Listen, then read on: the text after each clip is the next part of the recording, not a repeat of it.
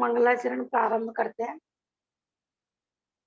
मोक्ष मार्गस्य नितारम् वेतारं कर्मयोगता ज्ञातारं विश्वतत्त्वानां वन्दे तद्गुणलब्धये त्रैकाल्यं द्रव्यषट्कं नवपदसहितं जीव षट्काय लेशा पंचान्ये चास्ति काया व्रत समिति गति ज्ञान चारित्र भेदा इत्येतन मोक्ष मूलम त्रिभुवन महित प्रोक्त महरे दिग्रेशे प्रतीयेति शतधाति स्पर्शति च मतिमान यः सर्वशुद्ध दृष्टि सिद्धि जय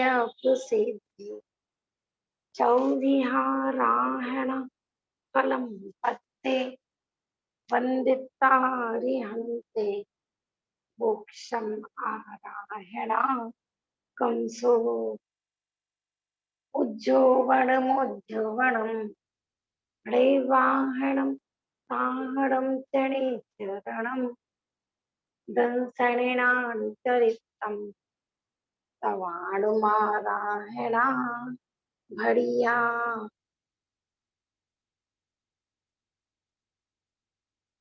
दूसरे अध्याय का पाठ करते हैं।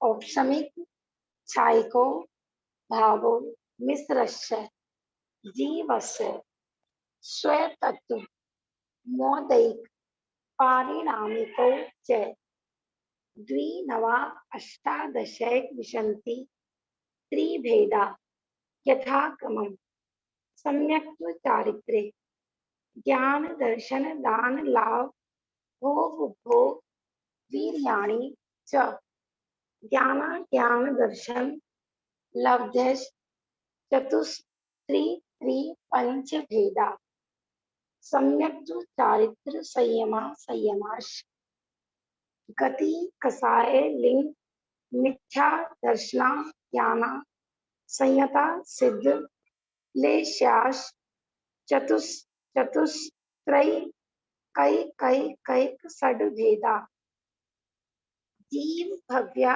भव्यत्वानि च उपयोगो लक्षणम स द्विविधो अष्ट चतुर्भेदा संसारिणो मुक्ताश्च समनस्का अमनस्का संसारिणे त्रस स्थावरा पृथ्व्यप्ते जो वायु वनस्पत्य स्थावरा द्विन्द्रिय आद्या त्रसा पंचेन्द्रियाणि द्विविधानि निर्वृत्त्युपकरणे द्रव्येन्द्रियम् लब्धोपयोगो भावेन्द्रियम् स्पर्शन रसन घ्राण चक्षु श्रोत्राणि स्पर्श रस गंध वर्ण शब्दास पदार्था कृतम् इंद्रियस्य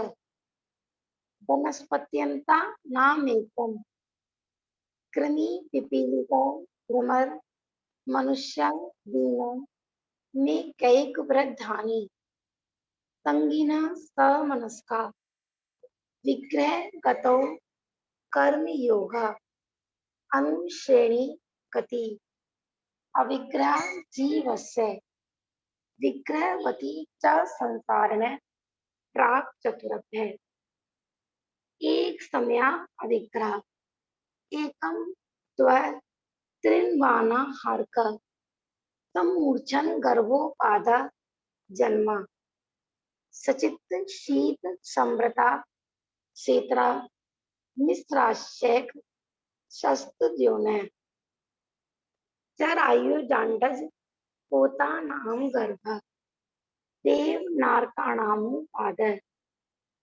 शेषाणाम समूर्छनम औदारिक वैक्रियक आहारक तेजस कारमाणी शरीराणि परम परम सूक्ष्मम प्रदेश तो असंख्ये गुणम प्राग तैजसात् अनंत गुणे परे अप्रतिघाते अनादि संबंधे च सर्वस्य तदादीनि भाज्यानि युगपदे कस्मिन्ना चतुरभ्य निरुपभोगमन्त्यं कर्म सम्मोचनज माध्यम औपाधिकम वैक्रियकम लब्धि प्रत्यम च तेजस्मपि शुभम विशुद्धम व्याघाति चाहार्कम प्रमत्त संयतस्य नारक सम्मूर्छनो नपुंसकानि न वेदा शेषा स्त्री वेदा औपाधिक कर्मोत्तम देहा असंख्य वर्षायुषो अनपवर्त आयुषो।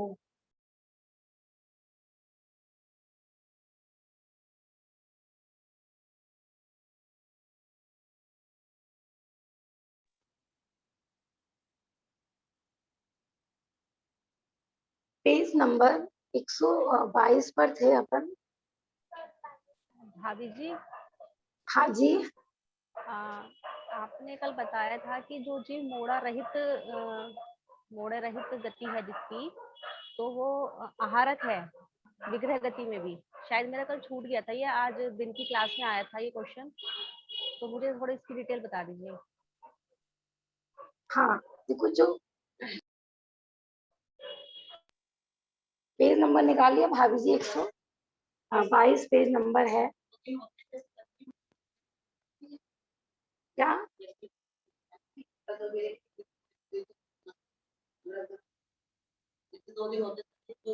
हाँ, भाभी जी का प्रश्न है कि क्या आत्मा 2 दिन नहीं, गर्भज को लेकर आपका प्रश्न है कि भाई वो कब आता है जीव, और उसको कितने दिन लगते हैं। ठीक है, जीव तो आया तुरंत, अभी से उसकी मनुष्य आयु शुरू हो गई। 2 दिन नहीं, तुरंत, माने जब जैसे हमने बताया ना, 1 2 3 समय वो विग्रह गति में रहा मैक्सिमम, और चौथे समय में उसने वहां पर, माने माता के गर्भ में है वो।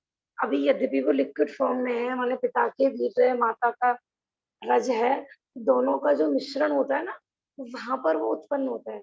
जैसे ही आया ना जीव, तुरंत ही उसकी मनुष्यायु चालू हो जाती है वहां से। हाँ जी, ठीक है ना। तो अपन जो कहते हैं ना 8 वर्ष 8 वर्ष, उसमें गर्भ के दिन भी लगते हैं। ठीक है ना। हाँ, दोनों के माने माता पिता के रजबीज से मिश्रण करके बनता है, इसलिए इसको गर्भ जन्म बोलते हैं।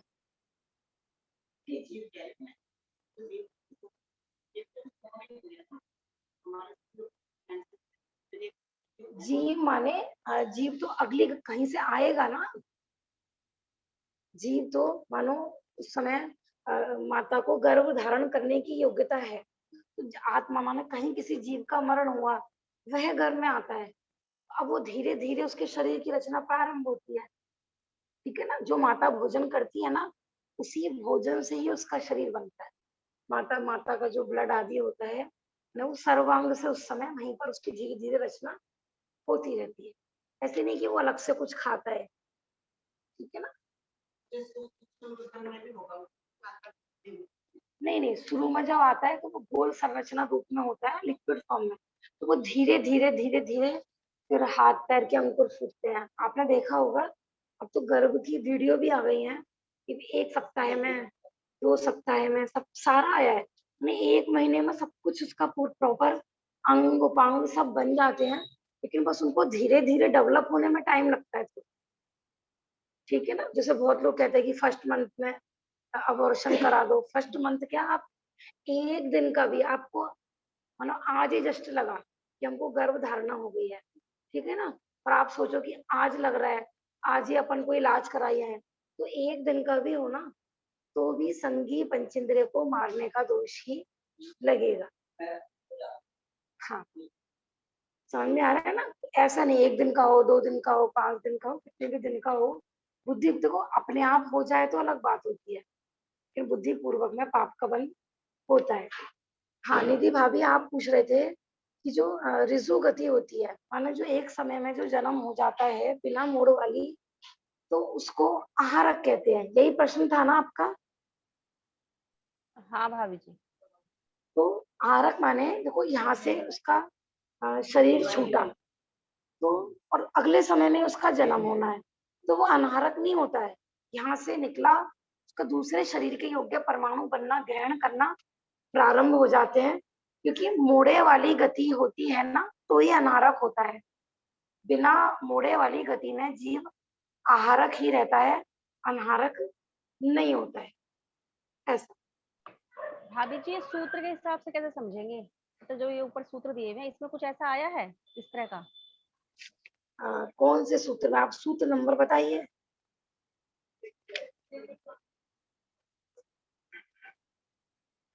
सूत्र बताइए तीस आप। नंबर का जो 30 नंबर का जो सूत्र है, देखो, 30 उसमें नंबर के सूत्र में कहा है एकम द्वय त्रिनवाना हारक, माने विग्रह गति में जीव एक समय, एकम माने एक समय, दो माने दो समय। 30 नंबर का सूत्र है पेज नंबर 118 पर। त्रिन माने तीन समय तक अनहारक रहता है। क्योंकि एक मोड़े वाली गति है ना, तो उसको एक मोड़ा लेने में तो एक समय अनहारक रहेगा, दो मोड़ा लेने में दो समय अनारक रहेगा, तीन मोड़े लेने में तीन समय अनारक रहेगा। तो जो बिना मोड़े वाली है ना, उसमें वो अनारक नहीं होता है। इसी सूत्र में, तो इसी वो जो सूत्र एक समय जो अनाहारक, एक समय जो आहारक है, उस टाइम फिर वो नौकर्म वर्गणाएं को ग्रहण कर रहा है। हाँ, उस समय भी वो नौ परम वर्णाएं ग्रहण कर रहे हैं। ऐसा। क्योंकि जो एक मोड़ा वाली है ना, तो उसको वो तो दूसरे समय में शरीर ग्रहण करेगा। लेकिन जो जिसमें गैप ही नहीं है, इधर मरा तो तुरंत दूसरा शरीर मिल गया, माने उसको बीच में टाइम लगता ही नहीं है, इसलिए वो आहारक ही रहता है, शरीर के योग्य परमाणु ग्रहण करता ही रहता है। अब अपन 122 पेज पर देखते हैं। कल हमने लास्ट सबसे नीचे छोड़ा हाँ था। जी, हाँ जी। 122 पे ही ये जो है ना, जो योनि सचित भी है और अचित भी, तो इसका बता दीजिएगा, दोनों का मिश्रण हो। हाँ, ऊपर से थर्ड। 122 पेज पे लगभग चौथा पैराग्राफ है। हाँ, जो योनि सचित भी और अचित भी दोनों का मिश्रण हो, उसे सचित्ता चित्त योनि कहते हैं। हमने बताया था ना, जो माता होती है, मानो मनुष्यनी स्त्री हो या तिरंज की स्त्री हो, तो उनकी जो शरीर है वो तो हो गया अच्छे पुद्गल, लेकिन उसके अंदर आत्मा भी है ना, माता की आत्मा भी है, माता का शरीर भी है। तो वहां सचित्त भी हो गई और अचित्त भी हो गई। इसलिए माता की योनि को, माने जो गर्भवत जन्म वाले होते हैं, उनकी योनि को बोलते हैं सचित्ता अचित। कि वहां पर जीव और पुद्गल है ना, दो द्रव्यों का मिश्रण है। जो योनि का आकार प्रकार है, वो हो गई पुद्गल की रचना। और पुद्गल क्या होता है? अचित, माने जिसमें आत्मा नहीं हो, वो अचित। लेकिन जहां पर आत्मा भी है और पुद्गल भी है, तो दोनों माने सचित्त और अचित। सचित्त माने जहां पर जीव है, अचित्त माने पुद्गल ना, जीव और पुद्गल दोनों का मिश्रण, वह कहलाती है सचित्ता चित्त योनि। तो माता की योनि सचित्ता चित्त ही होती है, क्योंकि पूरी अचित्त होती, मानो उसमें आत्मा नहीं होती। डेड बॉडी तो गर्भ धारण करती नहीं है ना, और अकेली आत्मा भी गर्भ धारण नहीं करती है। तो इसलिए दोनों का मिश्रण, जीव और उद्गल। ठीक है भाभी जी। ठीक है भाभी जी, ओके। हाँ, आ रहा है। वैसे मैं टीका से ना थोड़ा विशेष बताऊंगी अभी, पहले अपन इसमें से पढ़ लेते हैं, फिर थोड़ा टीका के आधार से भी देखेंगे। हाँ, जो कीड़े मकोड़े में जन्म होते हैं, उनका कीड़े मकोड़ों में हो जाता है, वहां पे समूर्छन जन्म होता है। और कीड़े मकोड़े में क्या होता है? सचित्त भी हो सकती है, अचित्त भी हो सकती है। ठीक है ना, मानो कोई कूड़ा वगैरह सड़ गया, उसमें जीव पैदा हो गए, तो वहाँ माने जो कूड़ा आदि था वो अचित्त था, उसमें लट आदि पैदा हो गई, है ना। पुद्गल जीव में भी जैसे लकड़ी होती है, उसमें घुन लग गया, जो लकड़ी हमारे बेड आदि में है, तो वस्तु तो पुद्गल है, माने अचित्त योनि है, उसमें जीव पैदा हो गया, उसको बोलेंगे अपन अचित्त योनि। ठीक है ना। ओनली सचित्त वो बताई थी मैंने साधारण जीव की। टीका में ही आया है कि जो निगोदिया जो होते हैं ना, उनकी कहलाती है सचित्त योनि। एक शरीर में अनंत आत्मा है, ऐसे आगे क्लियर हो जाएगा। हाँ हाँ, मनुष्य मर के कीड़े मकोड़े भी बन जाते हैं, कीड़े मकोड़े बनते हैं, मनुष्य भी बन जाते हैं, है ना। चारे गतियों के जीव, बस देखो मनुष्य चारों गतियों में जा सकते हैं, त्रियंच चारों गतियों में जा सकते हैं, लेकिन जो देव गति के जीव होते हैं ना, देव मर के सिर्फ 2 ही गति में जा सकते हैं, मनुष्य या त्रियंच, है ना। और नार की भी मर के सिर्फ 2 ही गति में जा सकते हैं, मनुष्य या त्रियंच, क्योंकि देव मर के देव नहीं बनता, देव मर के नरक में नहीं जाता। ऐसे नार की मर के देव नहीं बनता और नार की मर के वापस नरक में नहीं जाता। माने नार नरक में रहने वाले जीव इतना पाप नहीं करते हैं कि वो वापस नरक में जन्मे, क्योंकि वहां पर उनको ना अपने पापों का प्रायश्चित बरतता रहता है ना। क्योंकि उनको पूर्वधि ज्ञान तो होता ही है, जो भी ज्ञान होता है उससे उनको यही हमने क्या पाप किए हैं क्या, वो वहां पर ना दुख से इतने परेशान हो जाते हैं कि हे भगवान अब पाप नहीं करेंगे, अब पाप नहीं करेंगे। तो उनके परिणाम पाप के नहीं होते हैं, इसलिए वो नरक नरक नार की मर के नरक में पैदा नहीं होते। और वहां ऐसे धर्म परिणाम भी नहीं है, पुण्य देव शास्त्र गुरु, ठीक है ना, देव शास्त्र गुरु का सानिध्य नहीं है वहां पर, स्वर्ग में भी नहीं जाते हैं। तो मध्यम परिणाम होते हैं, इसलिए मनुष्य में पैदा हुए या तिरंच में पैदा हुए। नहीं नहीं नहीं, निगोद में नहीं जाते हैं, ये नियम है।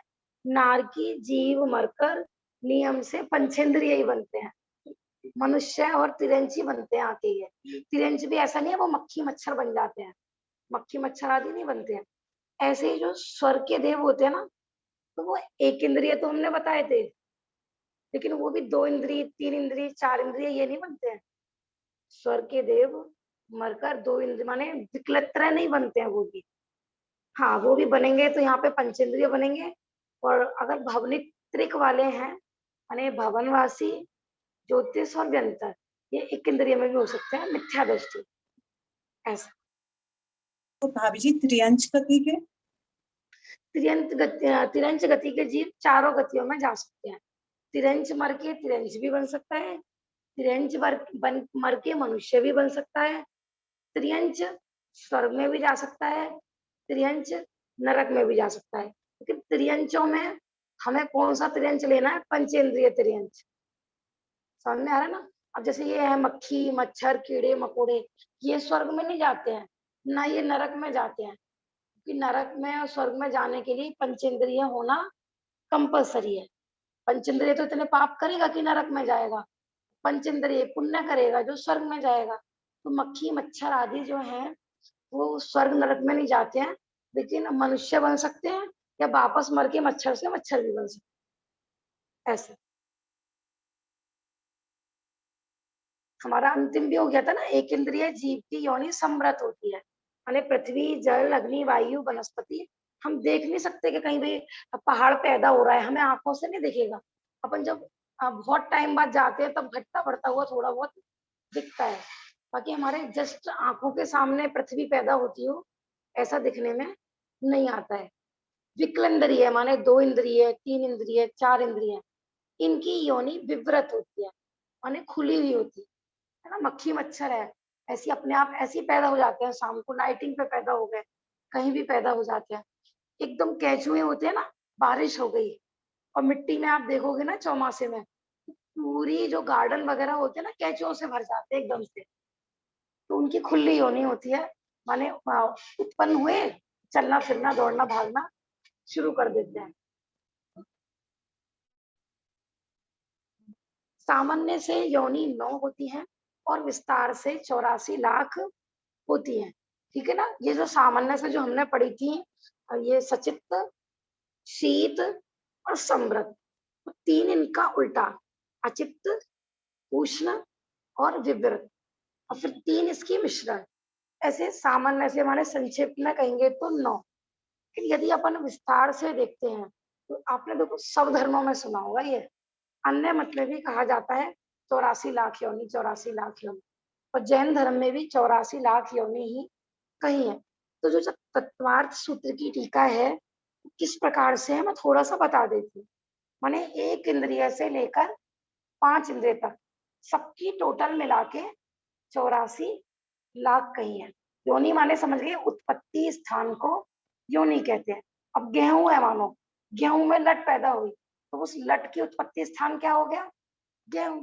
तो गेहूं उसकी योनि हो गई, है ना। कोई अब ऐसा सारी दालों में लगा लो, सारी सब्जियों में लगा लो ना, कितने माने 84 लाख कैसे बनते हैं भेद प्रभेद।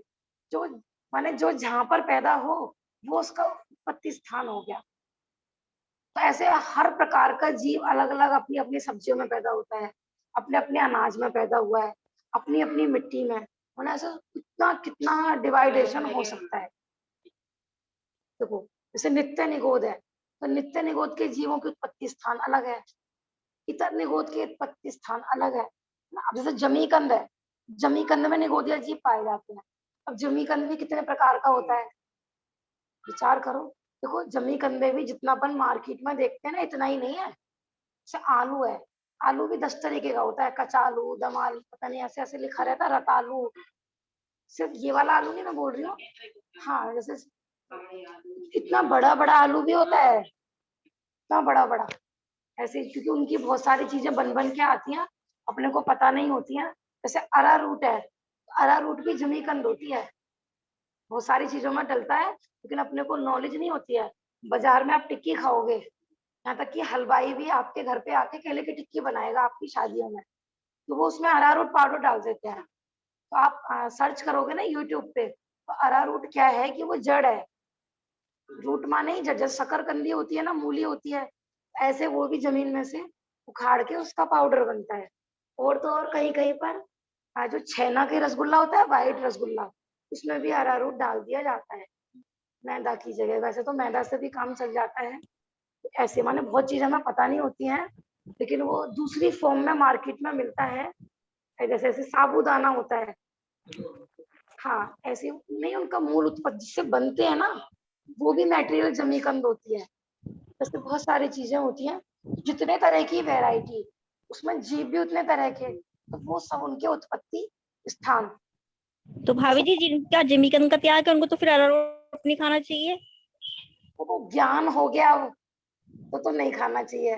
पहले से तो हाँ अज्ञानता में तो पता नहीं, जैसे मुझे भी नहीं पता था। देखो वैसे तो अपन खाते ही नहीं है मार्केट का कोई पाउडर वगैरह, लेकिन एक दिन मैंने यूट्यूब पे ऐसे सर्च कर रही थी कि अरारोट होता क्या है, और वो तो पूरा उन्होंने, फिर मैंने कहा इसकी उत्पत्ति कैसे होती है ये सर्च किया, पूरा की पूरा उसकी खेती दिखाई, पूरा तो प्रॉपर वो जमीकंद ही है। ऐसा मैं तो बच्चों के लिए देख रही थी, क्या हुआ था घर पे कुछ बनाना था, तो बच्चे कहने लगे कि मम्मी वो मार्केट में ये चीज डालता है, इसलिए उनके में वो चिकना चिकनापन, टिक्की वगैरह में जो लेसपन आ जाता है। देखा तो भैया, हाँ हाँ, उसकी जगह आप चावल का पाउडर यूज कर सकते हो ऐसा। भाभी जी ऐसी ऐसी बातें पढ़ा करो तो बता दिया करो।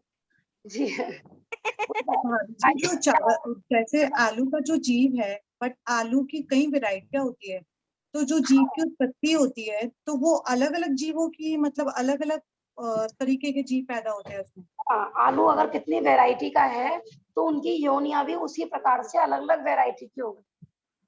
ठीक है ना, जितने प्रकार की योनि होंगी उनकी उतने प्रकार की, मानो उसी हिसाब से वैरायटी भी हो जाती है। देखो ये एक ये भाभी जी ये मनुष्य में 4 लाख योनि बताते हैं, वो किस हाँ, तरीके से करते हैं वर्गीकरण इसका? ये मनुष्यों में भी, जैसे मनुष्य भी अनेक प्रकार के होते हैं। अब देखो आप एक खाली आप इंडिया को ही लेंगे तो चलो अपन कह दें कि इंडिया के लोग तो एक जैसे हैं। अब आप पूरे विदेशों के लोग देखेंगे, जैसे 5 भरत, 5 ऐरावत, फिर विजय क्षेत्र, फिर भोग भूमि, तो है तो वहां तो सब जगह गर्भज जन्म है। उसमें भी आर्य, अनार्य, मलेच्छ खंड, तो ऐसे मनुष्यों के भी 2.5 द्वीप में टोटल बहुत सारे भेद प्रभेद हो सकते हैं। ठीक है ना। नहीं नहीं, तो इसका मतलब जो भरत क्षेत्र के आर्य खंड में जो लेते हैं उसको एक ही मानते हैं फिर? ये जितनी भी स्त्री हैं इन सबको देखो एक ही योनि मानेंगे ये? इसमें क्या होता है, भाई सबका कहना ये है कि जैसे भारत क्षेत्र के हैं तो क्या हम सबकी एक ही मानेंगे क्या? ऐसा भी नहीं है, क्योंकि इसमें योनियों में भी भेद होते हैं ना, किसी की संक्रामक है, किसी की वंश पत्र है, आएंगे भेद प्रभेद, तो ओके। उनमें भी फिर ये तो देखो क्या होता है, मोटा मोटा भेद होता है। फिर भेद में भी प्रभेद हो सकते हैं। जैसे हम कर्म कहते हैं ना, मोटे मोटे हमने 8 कर दिए, लेकिन जितने जीव उतने तरह का ज्ञानावरणी कर्म, ऐसे जितने जीव उतने प्रकार की योनि, इस हिसाब से भी अपन ले सकते हैं। बाकी देखो जो मनुष्य के बारे में ना, इसके भेद प्रभेद कहीं मेरे को मिले नहीं अभी तक, है ना। तो अपन ने जो विद्वानों से चर्चा की है, तो उन्होंने इसी प्रकार से बताया कि जितनी तरह के मनुष्य है ना, विदय क्षेत्र भी आप देखो, पूरब पश्चिम, माने 5 विधे हैं, और 5 बिल्कुल। विधे यानी 160 विदय क्षेत्र है। हम्म। तो 60 विदय क्षेत्र में सब अलग अलग प्रकार के मनुष्य हैं। 170 कर्म भूमि बोलते हैं ना, बिल्कुल 170 170। कर्म भूमि के मनुष्य हो गए। फिर भोग भूमि कितनी तरह की है 30 तरह से। ना, 30 है। तो 30 में भी और भी भेद प्रभेद भी हो सकते हैं, उसमें भी उत्तर कुरु, देव कुरु, है ना, उनमें भी डिवाइडेशन हो जाता है ना। वो और भी है, रम्यक है, हिरण्यवत है, ये सब आती है ना। तो जहाँ भूमि होती है, तो वहाँ मनुष्य के आकार प्रकार भी बदल जाते हैं। उस अच्छा। तरीके से अपन भेद प्रभेद ले सकते हैं। बाकी कभी इसकी और विस्तार से मिलेगा तो अपन और भी चर्चा करेंगे। एक भाभी जी, हम ये बहुत बार बोलते हैं कि 84 लाख योनियों के बाद मनुष्य जन्म मिला है, तो जी इसकी कोई सार्थकता है इस चीज को बोलने की? नहीं नहीं नहीं, ऐसा नहीं है। भाई सबका प्रश्न है कि अपन बोलते हैं ना 84 लाख योनियों के बाद मनुष्य जन्म मिला है, ऐसा नहीं है, ठीक है ना। क्योंकि ये ऐसा नहीं है कोई क्रम से पहले एक इंद्रिय बना, फिर 2 इंद्रिय बना, तो उसने एक इंद्रिय की पूरी 7 लाख योनि पूरी करी होंगी, फिर दो इंद्रिय की उसने 2-2 लाख पूरी करी होंगी, ऐसा नहीं है। ऐसा भी हो सकता है कि कोई जीव डायरेक्ट निगोज से निकला, बीच में एक पर्याय धारण करी और सीधा मनुष्य बन गया। जरूरी नहीं है कि उसमें 84 लाख योनि पूरी वो घूम कर आया हो तो ही मनुष्य बनेगा। लेकिन बस ये कथन कहीं कहीं पर ना मनुष्य पर्याय की दुर्लभता बताने के लिए कहा जाता है कि मनुष्य पर्याय इतनी दुर्लभ होती है कि जब ये अनंतों बार बाकी पर्यायों में जन्म मरण धारण कर ले, तब एक मनुष्य पर्याय मिलती है। हाँ, कितनी बार मिलता है मनुष्य भाव? ऐसे तो देखो लगातार जो ये जो आता है ना 48 भाव, वो तो कंटिन्यू की अपेक्षा बताया है। लगातार कोई मनुष्य से मनुष्य बने, मनुष्य से मनुष्य बने, तो वो कंटिन्यू की अपेक्षा है। बाकी अधिक भी हो सकते हैं। मनुष्य के जो पूरा बताया ना, निगोज से कोई जीव निकलता है, तो वो 2000 कुछ अधिक सागर के लिए निकलता है। तो उसमें वो संख्यात बार भी मनुष्य बन सकता है। ऐसा नहीं है कि वो 48 बार ही बने, ठीक है ना। लेकिन वो इतने कम होते हैं, बाकी पर्यायों की अपेक्षा वो बहुत कम होते हैं, मतलब देव पर्याय की अपेक्षा भी वो कम होते हैं। इसलिए मनुष्य पर्याय की दुर्लभता बताई जाती है। आएंगे यदि विषय तो अपन इस विषय को, बहुत अच्छा विषय है वैसे ये, मनुष्य पर्याय की दुर्लभता। बाकी ऐसा नहीं है कि 84 लाख योनि के बाद एक मनुष्य पर्याय मिलती है, ऐसा कहीं कोई इस तरीके से आगम प्रमाण नहीं मिलता। ठीक है भाभी जी। हाँ जी, वो लगातार की अपेक्षा है, मनुष्य से मनुष्य, मनुष्य से मनुष्य यदि बने तो, ठीक है ना, ऐसा। और ये भी जरूरी नहीं है कि निगोज से निकलेगा तो मनुष्य बनेगा ही बनेगा। अब वो कीड़े मकोड़ा लट आदि बना और वापस निगोज में चला गया। अब भरत जी के पुत्र थे, उनके लिए ऐसा आता है कि वो, तो उसके 2 कथन है कि एक जगह तो ऐसा आता है कि डायरेक्ट जीव नित्य निगोज से निकलकर मनुष्य बन सकता है। दूसरा कथन ये आता है कि डायरेक्ट नित्य निगोज से मनुष्य नहीं बनता है, वो उन्होंने बीच में फिजाई की पर्याय धारण करी थी। माने जो भरत चक्रवर्ती के पुत्र थे, वो पहले लट बने थे, फिर वो राजा श्रेयांश के हाथी के पैर के नीचे मर गए थे, और फिर वो जब जाके भरत चक्रवर्ती के पुत्र बने थे, ऐसा भी कथन आता है, ठीक है ना। लेकिन अपन, क्योंकि 2 ग्रंथों में 2 कथन है, देखो काल दोष से ऐसा भी हो जाता है। मैंने पहले भी बताया था ना, मानो ग्रंथ थे कन्नड़ लिपि में, कन्नड़ भाषा में, प्रूफ रीडिंग करने में भी मिस्टेक्स हो जाती हैं।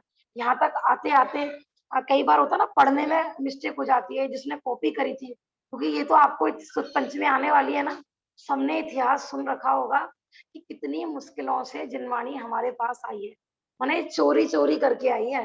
क्योंकि जो भट्टारक लोग होते थे ना, वो किसी को जिनवाणी नहीं पढ़ने देते थे, वो सिर्फ इसको पूजनीय माने बस पूजा करते थे और वेस्टर्न में बांध के रखते थे। तो वो मतलब एक विद्वान थे, वो वहां जाके पढ़ते थे, फिर इनकी उनको उतार उतार के फिर वो घर पे लाते थे, फिर अपनी उनकी पत्नी मिलके उतारते थे। मैंने ऐसे ऐसे ये हमारे बीच जनवाणी आई है। तो देखो हो सकता है मिस्टी, क्योंकि पहले लाइट वगैरह तो होती ही नहीं थी, अब अंधेरे में हमारे कमरे में बैठे हुए हैं, तो हो सकता, क्या क्या सही कथन है ये अपन नहीं कह सकते हैं, क्योंकि दोनों प्रमाण मिलते हैं कि डायरेक्ट निगोज से मनुष्य बनते हैं या बीच में एक गिजाई की पर्याय धारण करते हैं। विग्रह गति तो देखो जो भी मरेगा ना सबको आएगी विग्रह गति, बिना विग्रह गति के वो नया शरीर धारण कैसे करेगा ऐसा। तो मैं तो 84 लाख योनियों की काउंटिंग बता रही थी कि इतर निगोद, नित्य निगोद, पृथ्वी, जल, अग्नि, वायु और वायु, इन सब में होती है 7-7 लाख योनि। माने पृथ्वी है तो पृथ्वी के उत्पत्ति स्थान 7 लाख, जल के उत्पत्ति स्थान 7 लाख, अग्नि के उत्पत्ति स्थान 7 लाख, वायु के उत्पत्ति स्थान 7 लाख, इस प्रकार मिला के कुल 42 लाख। ठीक है ना। और ऐसे ही जो एक इंद्रिय में प्रत्येक वनस्पति होती है ना, जो हमें दिखाई देती है ना वनस्पति, उन सब की होती है 10 लाख प्रकार की वनस्पति। आपको पता होगा अपन जो ये कहते हैं ना हरि का नियम लो, हरि का नियम दो, यदि हमारा हरि का नियम नहीं है तो फिर हमें 10 लाख प्रकार की हरी खाने का दोष लगता रहता है। भले हमने 100 रख ली, 200 रख ली, पूरी जिंदगी में 200-300 से ज्यादा तो फल सब्जी कोई खा नहीं पाएगा, तो तब हम कितने लाख से बच गए। ठीक है ना। लेकिन यदि हमारा कोई नियम संयम नहीं है तो हमें सारे माने पूरी 10 लाख प्रकार की वनस्पति का पाप लगता रहता है। इसलिए बहुत लोग ऐसा करते हैं, अपनी लिस्ट बना लेते हैं। माने आप देखो जमी कंद भी यदि ऐड करते हो 100 से ज्यादा मेरे ख्याल में नहीं बैठेंगे, है ना। सारी भक्ष वक्ष सारी भी मिला लोगे ना आप, ऐसा। तो अपने को कुछ ना कुछ है ना अपनी सीमा अवश्य निर्धारित करना चाहिए। हर क्षेत्र में सीमा जरूर होना चाहिए, क्योंकि जिसकी कोई सीमा ही नहीं है ना उसको अनंत पाप का बंध होता रहता है। किसी भी क्षेत्र में कोई सीमा ही नहीं है, ना परिग्रह की, है ना, खाने की, ना किसी चीज की। पूरी माने 3 लोक की संपदा का इसको पाप लगता रहता है कि आसक्ति तो ये है ना, अभी चले गए तो वहां पर वहां की वस्तु भी भोग कर आएंगे, इसलिए ऐसा कहा जाता है ना। प्रत्येक वनस्पति में 10 लाख प्रकार की जातियां माने योनियां होती है। 2 इंद्रिय, 3 इंद्रिय और 4 इंद्रिय, इन सब में बताई है 2-2 लाख। जैसे 2 इंद्रिय जीव है तो वहां पे 2 लाख प्रकार के उत्पत्ति स्थान उनके हो सकते हैं, है ना। मक्खी चींटी आदि होती है 3 इंद्रिय, उनके भी 2 लाख प्रकार के उत्पत्ति स्थान हो सकते हैं कि हर क्षेत्र की। तो क्षेत्र बदलते ही ना त्रियंचों की भी शक्ल बदल जाती है। आप देखना अफ्रीका के जंगलों में जाओ, वहां अलग प्रकार के 2 इंद्रिय 3 इंद्रिय आपको दिखेंगे, है ना। इंडिया में भी घोर जंगलों में जाओगे तो वो मक्खी मच्छर की भी वैरायटी बदल जाती है। तो ऐसे अलग अलग उत्पत्ति स्थान भी उनके बदल जाते हैं। और पंचेंद्रिय में देव, पंचेंद्रिय त्रियंच, देव और नारकी, इन सबके बताए हैं 4-4 लाख। माने देवों के उत्पत्ति स्थान 4 लाख, नारकियों के उत्पत्ति स्थान 4 लाख, 4 लाख। और पंचेंद्रिय त्रियंच उनके भी 4 लाख, इस प्रकार। और मनुष्य की बताई हैं 14 लाख।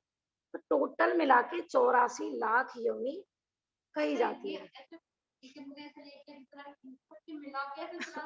सारी टोटल मिला के एक इंद्रिय से लेकर संघी पंचेंद्रिय तक सबकी मिला के बताई है।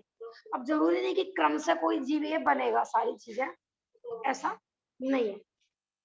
माने ये बताया जाता है कि हम अनादिकाल से कितनी योनियों में भटके हैं, तत्व ज्ञान नहीं किया, है ना। आज यदि हम नहीं चेते तो फिर वापस यही घूमना है, कभी कीड़ा बने, कभी मकोड़े बने, कभी मक्खी बने, कभी मच्छर बने, जिनको आज अपन ग्लानि की भावना से देखते हैं।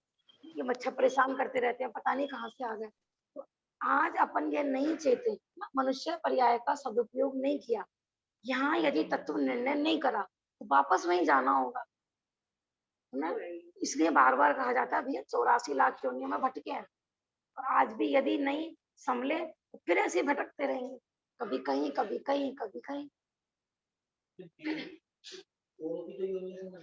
हाँ, तो जो देवों की जो सैया है ना वही उनकी योनि कही जाएगी। में किस तरह से प्रकार जैसे हम मनुष्य हैं, विभिन्न तरह के मनुष्य हाँ। के साथ योनि, हाँ लेकिन देव तो एक ही तरह के होते हैं ज्यादातर। हाँ, भैया का प्रश्न है कि देव तो भैया देवों के अलग अलग प्रकार कैसे लगाएंगे, तो वो हर स्वर्ग में आपने देखा होगा देवों की रचना भी बदल जाती है, सब उनकी हाइट, उनका रहन सहन, उनके माने आप जब तिल्लोई परिणति पढ़ोगे ना उनके मुकुट, जैसे मैं जैन डिजिटल टेक्नोलॉजी वाला जो चैनल बता रही थी ना, किसी के में मेंढक के चिन्ह है, किसी के सांप के चिन्ह है, माने सौधर्मिंद्र आएगा तो सौधर्मिंद्र के मुकुट में सूअर का चिन्ह बना रहता है।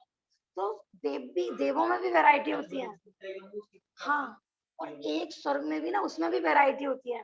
ये इंद्र का परिवार है, ये वहां पर भी शेड्यूल कास्ट आदि होती है, वहां पर भी अभियोग्य जाति के देव होते हैं ना, वहां पे भी चपरासी टाइप के देव होते हैं। हाँ, सबकी उत्पाद से ये एक नहीं होती है भाई। इंद्र का जन्म होगा वो स्पेशल जगह में होगा, सामान्य देव का होगा तो वहां पे उनके हिसाब से होगा, तो वहां पे उत्पाद सैया भी अलग अलग प्रकार की होती है।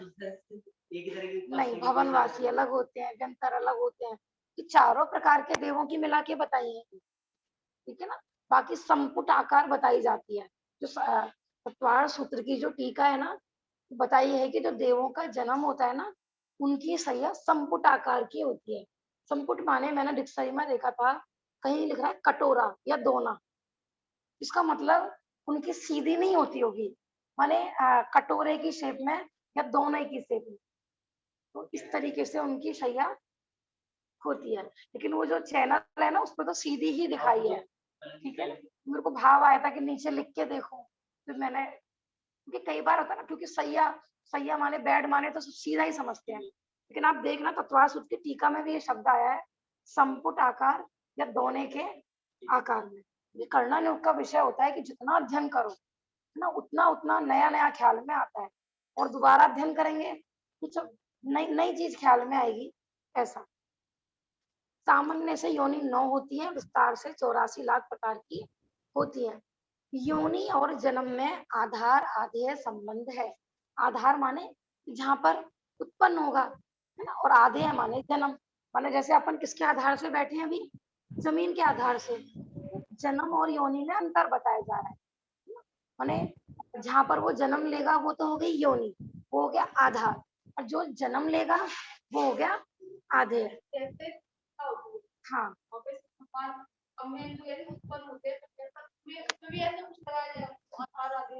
सिद्ध भगवान उत्पन्न नहीं होते हैं, तपस्या का प्रश्न है कि मानो सिद्ध शिला पर सिद्ध भगवान, वहाँ देखो वो यहाँ से ना, यद्यपि ये बात ठीक है कि शरीर का त्याग किया है, इसको भी पंडित पंडित मरण बताया है, लेकिन ये एक ऐसा मरण है जिसमें दोबारा जन्म नहीं होता है। हाँ हाँ, सिद्ध भगवान तो अपने आधार से टिकते हैं, वो सिद्ध शिला के आधार से भी नहीं है। हाँ, ये तो संसार अवस्था में है, अपन की बिना आधार के नहीं बैठ सकते। बाकी सिद्ध भगवान तो आपने देखो ये फोटो में दिखा रखा है ना, सारे माने जैसे हमने जैसे बैलून होते हैं ना, बैलून, तो अपन यहाँ पे गैस वाले बैलून छोड़े तो वो ऊपर जाके सारे माने छोटे बड़े हमने बहुत सारे बैलून फुलाए गैस वाले, और इस स्वादवन में छोड़ दिए, तो वो सब ऊपर से तो एक इसमें आ जाएंगे रॉ में, और नीचे से ऊपर नीचे होंगे। ऐसे ही सिद्ध भगवान तनु बात वाला जो हवा है, माने 3 लोक का जो अंत है, वहां पर उनके सर सबके इक्वल होते हैं, और नीचे से वो ऊपर नीचे होते हैं अपनी हाइट वाइज। वो एक प्रश्न आया था ना, किसका प्रश्न आया था कि जिनकी अर्थ पर्याय तो समान होती हैं और व्यंजन पर्याय छोटी बड़ी होती हैं, ऐसे कौन, आप ही तो पूछ रहे थे। हाँ? तो वो सिद्ध भगवान होते हैं। व्यंजन पर्याय माने आकार, तो आकार तो उनका छोटा बड़ा होता है, लेकिन गुण तो सबके शुद्ध प्रकट हो गए ना, गुण की अपेक्षा सब समान है, तो उनकी अर्थ पर्याय सबकी एक जैसी होती है। व्यंजन पर्याय माने उनका आकार सबका अलग अलग होता है, लेकिन उससे सुख में कोई अंतर नहीं पड़ता है कि लंबे सिद्ध भगवान को ज्यादा सुख और छोटे सिद्ध भगवान को कम सुख, ऐसा बिल्कुल भी नहीं होता है। योनि आधार है और जन्म आधेय है, क्योंकि जीवों का जन्म योनि में होता है और योनियों के आधार से ही होता है। ऐसे कभी नहीं होगा कि बिना योनि के किसी की उत्पत्ति हो जाए। ठीक है ना। अब देखो ये अन्य मतों में बहुत कल्पनाएं होती हैं, जो गर्भवत जन्म है ना उसकी भी जो प्रोसेस बताई है ना, माने मेल और फीमेल के संयोग से तो ही होगा। ऐसे नहीं है कि हम हवा से पैदा हो गए बच्चे, कान के मैल से बच्चे पैदा हो गए, है किसी के आशीर्वाद से बच्चे पैदा हो गए, ऐसा नहीं होगा। कि ब्रह्मचारिणी को बच्चे पैदा हो गए बिना किसी के संयोग के, या कुंवारी लड़की को बच्चे पैदा हो गए, ऐसे कभी नहीं होगा, है ना। गर्भ माने गर्भ का जो हमने मीनिंग बताया था ना, गरण शब्द से गर्भ बना है, और गरण माने होता है मिश्र, मिश्रण माने कि मेल और फीमेल के रज वीर्य का मिश्रण। नहीं तो फिर ऐसे तो पता है शील दोष के प्रसंग खड़े हो जाएंगे, कोई लड़की कभी भी माँ बन जाएगी फिर तो, है शादी के बाद ही तो माँ बनेगी वो, ऐसा। खून मांस से बने हुए जाल को जर कहते हैं, और जन्म के समय जो जीव जर में लिपटे रहते हैं उनको जर आयुज जीव कहते हैं, है ना। जैसे मनुष्य, गाय और बैल, है ना। मनुष्य की जो संतान होती है वो माने खून और मांस से बनी हुई, उनपे एक झिल्ली सी आती है, आपने देखा होगा डॉक्टर्स उसको साफ करते हैं। पहले घरों में भी बच्चे होते थे तो भी आती थी, तो पूरा उसको साफ के उसको बोलते हैं जर, और जरायुज जन्म बोलते हैं। ऐसे गाय बैल आदि जो होते हैं पालतू पशु, इनके भी सबके बच्चे इसी प्रकार गर्भवत जन्म वाले ही होते हैं, और उनको जरायुज जीव कहते हैं। जो जीव अंडे से उत्पन्न होते हैं उनको अंडज कहते हैं। तो एक शायद मानसी भाभी आपका एकदम प्रश्न था ना कि तीर्थंकर के जब जन्म होता है उनके ऊपर जर आती है कि नहीं, खून और मांस की झिल्ली तीर्थंकर के ऊपर आती है कि नहीं, कि वो भी तो गर्भवत जन्म वाले होते हैं। तत्वा सुत की टीकाओं में ही आया है कि उनके गर्भ का शोधन देवियां करती हैं स्वर्ग की, और माँ को भी कोई विकृति नहीं होती है, यद्यपि है वो मनुष्य गति के, उनका जन्म भी जरायुज ही कहलाएगा, पोतज नहीं कहलाएगा, है जरायुज जन्म, लेकिन उनके ऊपर जर आती नहीं है। नहीं, मेरा प्रश्न तो माता के विषय में था कि रजस्वला होती है कि नहीं उनकी माता। अच्छा ये प्रश्न था आपका। हाँ, रजस्वला के बारे में तो ऐसा आया है, वो ये तो क्लियर कर चक्रवर्ती दिया था ना आपने, लेकिन नहीं होती है। जो चक्रवाल इनका प्रश्न है कि माता होती है कि नहीं, हाँ माने उनके विकृति नहीं होती, ये सब तो आता है ना। कोई अशुद्धि नहीं होती, ये सब तो आता है। लेकिन जो मेरे पास तत्वार सूत्र की टीका है उसमें पटरानी के लिए ही मुख्य नाम लिखा हुआ है। जो चक्रवर्ती की जो पटरानी होती है उसको इस प्रकार की कोई रजस्वला आदि की, मासिक धर्म आदि की प्रॉब्लम नहीं होती है। और ये भी आया है कि उसके शरीर में त्रसजीव भी नहीं होते हैं।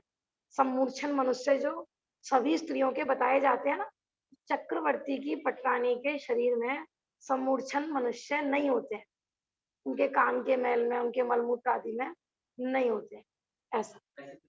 हाँ विद्या, हाँ होती तो मनुष्य गति की है, ठीक है ना। लेकिन इसमें जर का आया था कि जो तीर्थ, और देखो इसमें नियम एक चीज और बताई है कि अगर हम तीर्थंकर को पोतज कहें तो क्या दिक्कत है। तो जो तीर्थंकर होते हैं ना, तो भले ही वो जर में लपटे हुए नहीं आते हैं, लेकिन वो पैदा होते ही बोलने नहीं लगते हैं, भागने दौड़ने नहीं लगते हैं। क्योंकि जो पोतज होते हैं ना, जैसे शेर का बच्चा है, पैदा होते ही वो दहाड़ने भी लगता है, बोलने भी लगता है, भागने भी लगता है। हिरण का बच्चा है ऐसा। लेकिन जो तीर्थंकर होते हैं वो रहते बाल रूप नहीं है। ऐसा नहीं है कि वो तीर्थंकर हैं तो वो माने पैदा होते चलने लगे या बोलने लगे, उनको भी उतना ही टाइम लगता है जितने की बाकी महापुरुष आदि या सामान्य मनुष्य को लगता है। यद्यपि वो अपवाद हैं, लेकिन उनका जन्म वो जरायुज ही कहलाएगा, क्योंकि इसमें लिखा हुआ है कि जितनी भी जो शुभ क्रियाएं होती है ना वो जरायुज के ही होती है, जरायुज को ही शुभ माना गया है। महापुरुष जो होते हैं ना उनका जरायुज जन्म ही होता है, उनका अंडज या पोतज जन्म नहीं होता है, ऐसा। और जिनके ऊपर कुछ भी आवरण नहीं होता है, जो योनि से निकलते ही चलने फिरने लगते हैं, उनको पोत कहते हैं। जैसे शेर आदि, ठीक है ना, इनके ऊपर कोई झिल्ली वगैरह भी नहीं आती है, पैदा होते ही ये सब भागने दौड़ने लगते हैं। अंडज में यही सब आ जाएंगे, चिड़िया कबूतर, ये पक्षियां पक्षी होते हैं ना सारे, सभी अंडे से ही पैदा होते हैं। ध्यान रहे, जरायु और अंडे के साथ लगा हुआ ज पर पोत के साथ ज नहीं है, क्योंकि जरायुज और अंडज जर और अंडे से वेष्टित रहते हैं, पर पोत जन्म वाले पूर्णतः निरावरण होते हैं, है ना। अंडज जीव है तो उनपे अंडे की परत बनी हुई है, जरायुज वाले हैं तो उन पर भी परत बनी हुई है, लेकिन जो पोतज होते हैं ना, उन पे कोई आवरण नहीं आता है। जैसा होता है उनका शरीर, बिल्कुल वो उसी प्रकार से पैदा होते हैं, उन पे कोई आवरण नहीं होता है। इस प्रकार यह जन्म और योनियों की संक्षिप्त चर्चा समाप्त हुई। ठीक है ना। थोड़ा भेद प्रभेद आगे आएंगे क्या इसमें? वो वाले भेद प्रभेद नहीं आए हैं, मैं फिर भी इससे बता देती हूँ, या हो सकता है आगे आएंगे शायद। जो योनि वाले भेद है वो आगे है ना शायद, संखाव्रत। अच्छा टीका में ही है, चलो मैं बता देती हूँ। जो स्त्री की माने मनुष्य स्त्री की जो योनि बताई है वो 3 प्रकार की बताई जाती है, संखाव्रत योनि, कुलमोन्नत योनि और वंशपत्र योनि। तो जो स्त्री बांझ होती है ना, इसके माने कभी भी संतान की उत्पत्ति नहीं होगी, तो उनकी होती है संखावर्त योनि। तो शंख होता है ना, शंख में ऐसे अंदर अंदर ऐसे राउंड राउंड छल्ले आदि पड़े रहते हैं। जो संखावर्त योनि होती है उसमें संतान आती नहीं है, माने उसको कभी गर्भ ठहरता ही नहीं है। उसकी शेप इस प्रकार की होती है कि उसकी कभी भी माने वो माता नहीं बन पाएगी, उसको बोलते हैं संखावर्त योनि। अब वो चाहे कितने ही उपाय कर ले, है कितने ही वो ज्योतिष पे चली जाए, कहीं पर भी चली जाए, लोग कितना प्रयास करते हैं ना, कितने कितने शादी को उनके माने बहुत साल हो गए हैं और संतान की उत्पत्ति नहीं हो रही है। तो यदि ये संखावर्त योनि है तो करोड़ों उपाय करने पर भी उनको संतान की उत्पत्ति नहीं होगी, है ना। लोग दवाई वगैरह लेते हैं ना, उस दवाई से संतान हो जाता है, उससे लड़का हो जाता है, उससे लड़की हो जाती है, ऐसा कुछ भी नहीं है ना। सब अपने अपने कर्मोदय के अनुसार ही होता है। पूर्व में इन्होंने कुछ ऐसा पाप का बंध किया है ना, किसी माँ की संतान को उससे अलग किया होगा, या माँ के बच्चों का भक्षण किया होगा। मैंने बताया था ना, ताइवान आदि देशों में तत्काल के जन्मे हुए बच्चे खाए जाते हैं। कितना छोटा बच्चा होगा, माने माए गर्भवती होती है, किसने गर्भवती होती है ना, कि बच्चे बेचने के लिए। और जितना कम माने 4 महीने का होगा, 5 महीने का होगा, 6 महीने का होगा, तो उतना महंगा बिकेगा। माने बोट में जार में जैसे खाने की वस्तुएं लगी रहती है, ऐसे वहां पर बच्चे बिकते हैं। पूर्व में भी इन्होंने माने बनी तो मनुष्य स्त्री है, लेकिन पूर्व में कुछ ऐसा पाप बंद किया है जिनको संतान का सुख नहीं मिलता है। कुर्मोन्नत योनि, कुर्मोन्नत बताइए, कछुए की शेप में, जैसे कछुआ होता है ना, तो जो तीर्थंकर और जो महापुरुषों की माता की जो योनि बताई जाती है वो होती है कुर्मोन्नत योनि। माने तीर्थंकर अपनी माँ के घर में आते हैं ना, तो उनको कोई ज्यादा प्रॉब्लम नहीं होती है। जैसे है ना, रत्न के पिटारे में रत्न रखा रहता है, ऐसे तीर्थंकर अपनी माँ के गर्भ में बैठे रहते, माने अन्य साधारण मनुष्य की माँ की नहीं होगी, सिर्फ तीर्थंकर आदि जो महापुरुष होते हैं उनकी माता की जो योनि होती है वो कुर्मोन्नत योनि होती है। दूसरा, तीर्थंकर की जो माँ होती है ना, उनके दूसरी संतान भी नहीं होती है।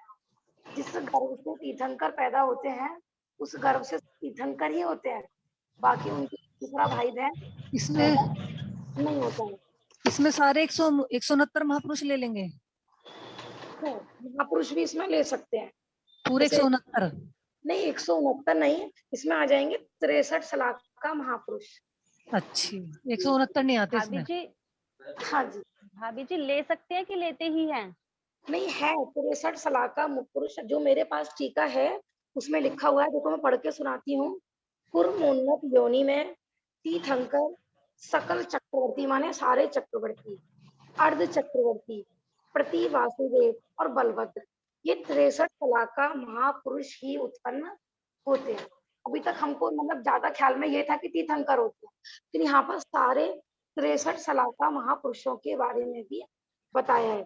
और देखो ऐसा भी बताया है कि कभी कभी ऐसा भी बताया है, जैसे भरत जी तो चक्रवर्ती थे, तो उसमें कुछ डाउट ही नहीं है, क्योंकि भरत जी की माँ की भी यही बताई जा रही है, इसमें अलग से लिखा हुआ है कि भरत चक्रवर्ती का जन्म भी उसी में ही हुआ था। लेकिन अब देखो, जिस गर्भ से भरत चक्रवर्ती पैदा हुए तो उनके भाई भी तो पैदा हुए, उनकी बहनें भी तो पैदा हुई। तो इस न्याय से माने अन्य महापुरुष भी हो सकते हैं। 63 कलाका के अलावा जैसे ब्राह्मी भरत चक्रवर्ती की बहन थी, तो वो भी कुर्मोन्नत योनि से ही उत्पन्न हुई थी। और बाकी भरत जी के कितने भाई थे? 99 और लगा दो, है ना? माने वो 101 भाई बहन कुर्मोन्नत योनि से ही उत्पन्न हुए थे। ऐसा देखो, पूर्व का ये सब पुण्य होता है। जब यद्यपि हमारे गर्भ का वेदना इतनी बताई जाती है कि जीव वहां हिल भी नहीं सकता, माने पूरा 9 महीने तक अंग सकुत्ते पाइता। हाँ, लेकिन जो नॉर्मल वाले होते हैं ना, माने ये सबकी आपकी वो कहलाती है वंश पत्र योनि। माने एक बांस का जो पत्ता होता है वो बिल्कुल सीधा होता है, तो उसमें हाथ पैर फैलाने के लिए कुछ ज्यादा स्पेस भी नहीं होता है, तो उसमें जीव संकुचित अवस्था में ही रहता है। इस प्रकार ये 3 प्रकार की बताई गई हैं। बाकी और भी भेद प्रभेद हो सकते हैं, क्योंकि मनुष्य की 14 लाख बताई गई है, तो वो भी सब हो सकते हैं। ऐसा हाँ, इसमें तो देखो यही बताया है। तीर्थंकर का तो नियम हो गया कि तीर्थंकर की जो माँ होती है वो सिर्फ माने कहते ना 100 नारी 100 जन को जनती रहती 100 ठोर कि हे तीर्थंकर की माँ, आप एक ऐसी माँ हो, माने आपने ऐसे पुत्र रतन को जन्म दिया है कि माने जो सारी दुनिया 100 को जन्म दे, 1000 को दे, उससे क्या है। लेकिन पूरब दिशा एक ऐसी होती है ना कि सूर्य को जन्म देने वाली है, बाकी तारे कितने भी उत्पन्न होते रहे, तो उन्होंने अब ऐसे पुत्र को जन्म दिया है कि वो उनके भी भव का अभाव होने वाला है। पुत्र तो अपना 3 जग का तारनहार है ही। ठीक है, उनका भी ऐसा कोई पुण्य होता है। तीर्थंकर की माँ बनना माने तो खर्चा वगैरह पढ़ो सारी। कल कौन मांग रहा था? अच्छा, भव्या ही मांग रही थी ना, माँ की महावीर भगवान की माता की और महावीर भगवान की चर्चा। उन्हें 5 साल के थे तब अपनी माँ से क्या चर्चा कर रहे हैं, पढ़ के देखो 24 पुराण में कि वो 5वें वर्ष में प्रवेश कर रहे हैं, तो कैसी कैसी बातें कर रहे हैं अपनी माता। जहाँ 5वें वर्ष क्या 8वां वर्ष हो गया, 12वां हो गया, तो बच्चों को भी तो खेलने कूदने से फुर्सत नहीं होती है। ऐसा सामान्य की कौन सी बताई भाभी जी आपने? वंश पत्र माने बांस के पत्ते के समान आकार वाली वंश पत्र योनि। ठीक है भाभी। ठीक है ना? और देखो ये भी जरूरी नहीं है कि वंश पत्र योनि वाली भी सारी ही माँ बनेंगी ना। किसी किसी से हमने बताया था ना, माने द्रव्य इंद्रियों में कोई खोट हो, स्पर्श इंद्रिय में कोई विकृति हो, तो भी जरूरी नहीं है कि वो गर्भ धारण करे। लेकिन गर्भ धारणा को लेकर इतना ग्रहित मिथ्यात्व चलता है ना, ऊपर से उसमें भी लड़का लड़की के चक्कर में की दवाई। अब आप स्वयं विचारें, मानो गर्भ में लड़की आई है, तो कौन सी दवाई खाने से वो पुरुष बन सकती है? अल्ट्रासाउंड कराते हैं ना बहुत लोग, ये चेक कराने के लिए लड़की है कि लड़का है। अब एक एक तो संतान होती है, और उसमें भी सबको क्या चाहिए? लड़का। तो बताओ अपने लड़कों की शादी फिर कैसे करोगे? समझ में आ रहा है कि नहीं? भगवान आत्मा है, तो ऐसा कुछ नहीं है। बहुत लोग कहते हैं लड़की पैदा होने का बड़ा दुख होता है, उनकी बहुत संभाल करनी पड़ती है। भैया ये कर्तव्य बुद्धि ही तो हमें नरक में वो ले आने वाली होती है। वास्तव में ना अपन लड़की को पालते हैं ना अपन लड़के को पालते हैं। जब बंद बांधा है तो वही जीव तो आएगा। सही बात है, जो बंद बाधा है वही तो। अरे लोग कहते हैं तो हमने अल्ट्रासाउंड कराया था लड़की थी, हमने एक ज्योतिष की दवाई ली, लड़का पैदा हुआ, माने वो घर में चेंज हो गया। तो बताओ मैंने इनकी पुड़िया ज्योतिष की पुड़िया कर्म का उदय बदल देती है, लड़का का लड़की बना देती है। सब घृणित मिथ्यात्व है। मैंने ऐसा कभी पॉसिबल ही नहीं है कि जो स्त्री वेद, यदि द्रव्य स्त्री वेद बांध दिया तो पूरी जिंदगी द्रव्य स्त्री ही रहेगा।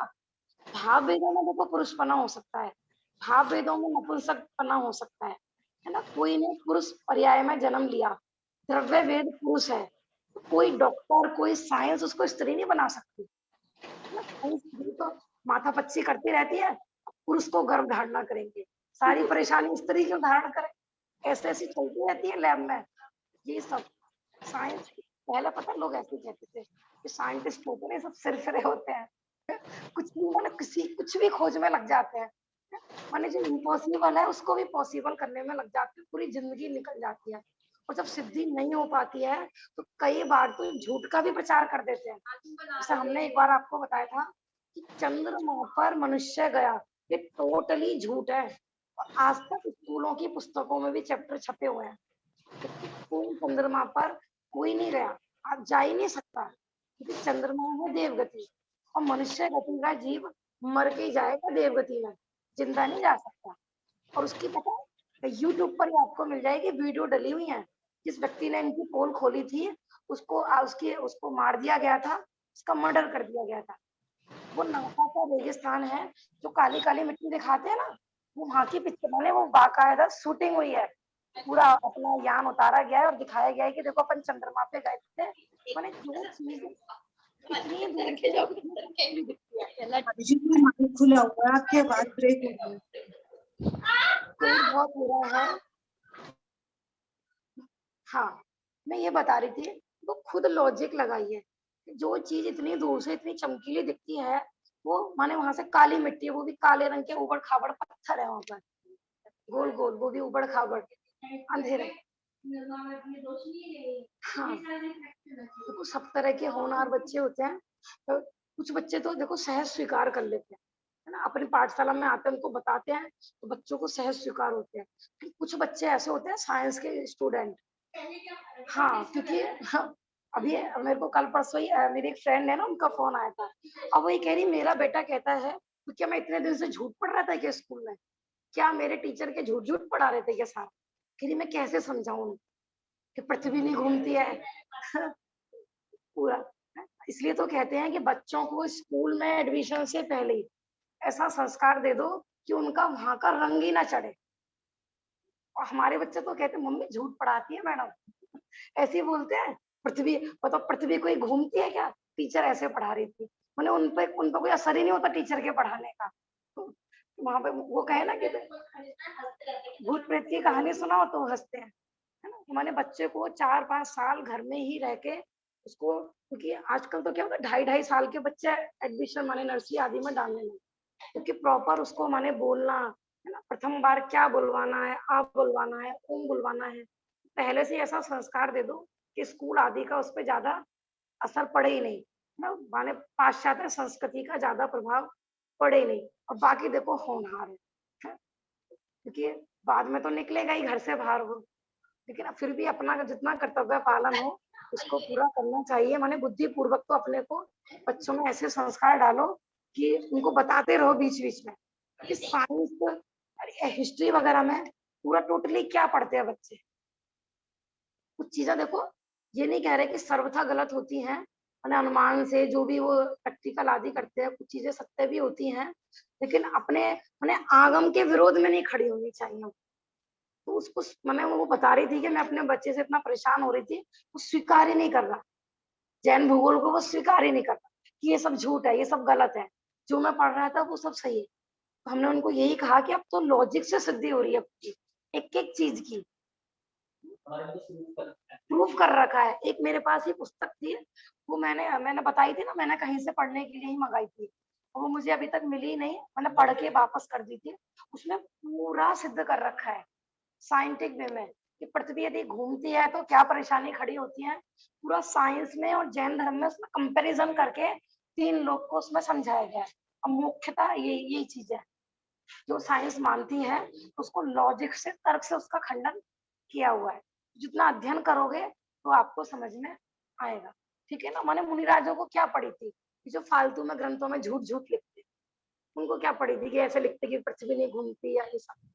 अच्छा भाभी जी एक चीज बताइए, अगर हम ये बोलें कि पृथ्वी नहीं घूमती है, तो जी हमने ये इतनी सैटेलाइट छोड़ी हुई है जो पूरा इंटरनेट जिसके बेस पे चल रहा है, ठीक है जी ना। तो ये चीज तो वो पहले ही बता सकते थे कि नहीं भाई पृथ्वी नहीं घूम रही है, पृथ्वी तो स्थिर है, आप कैसे कह रहे हैं। तो वो चीज तो आज तक कभी हमने ना पढ़ी है ना देखी है, कभी टीवी पे, मीडिया पे, या कहीं पर भी किसी आर्टिकल में, हाँ, कि देखो किसी क्या भी है, साइंस ग्रुप ने एक्सेप्ट किया हो कि पृथ्वी नहीं घूमती है। सभी अभी भी यही कहते हैं कि पृथ्वी तो घूमती नहीं है। नहीं, देखो आप जो कह रहे हैं, आज भी अमेरिका की एक ऐसी सोसाइटी है कि जो आज भी ये स्वीकार करती है कि पृथ्वी नहीं घूमती है। आपको पता होगा कि जिस समय सुएज नहर निर्माण की बात चली थी, तो बहुत सारे देशों ने कहा था कि हम सुएज नहर बनाएंगे, हम सुएज नहर बनाएंगे। तो जो ये मानते थे ना पृथ्वी गोल है और घूमती है, उनके हिसाब से सुएज नहर बन ही नहीं सकती थी। जिस अमेरिका की सोसाइटी ने, मैं नाम भी बता दूंगी आपको, मैंने जो बुक पढ़ी थी उसमें लिखा हुआ है सारी चीजें, तो वो सोसाइटी ने ये स्वीकार किया, मैंने अपने पुराणों को स्वीकार किया कि पृथ्वी सपाट है, गोल नहीं है। इस बेस पर सुएज नहर बनी थी, क्योंकि गोल सिद्ध होने पर सुएज नहर बन ही नहीं सकती थी।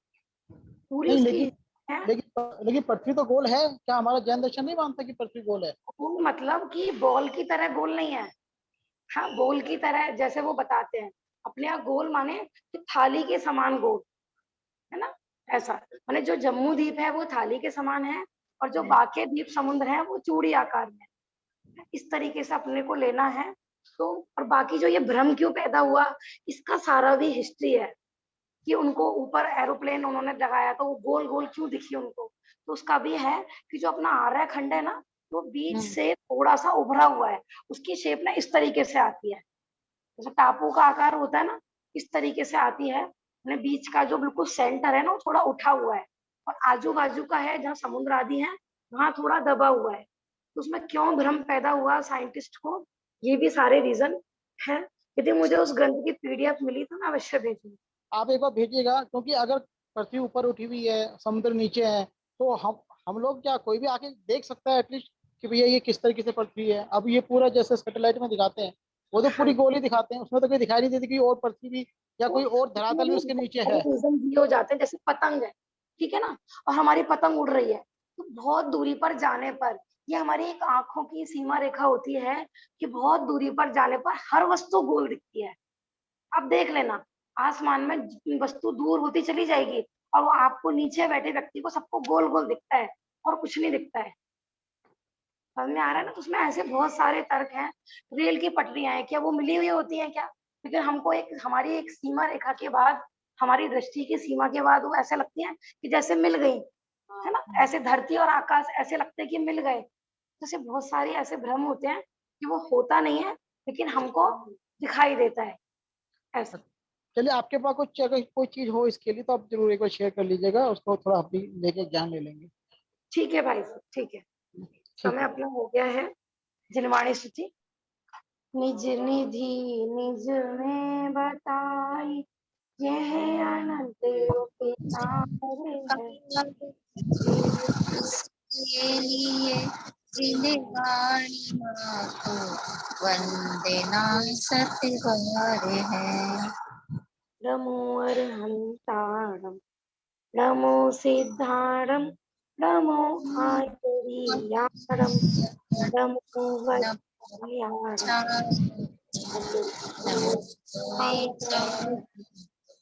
बोलो जिनवाणी माता की जय, बोलो जैन धर्म की जय। जय जिनेंद्र सबको जय जिनेंद्र।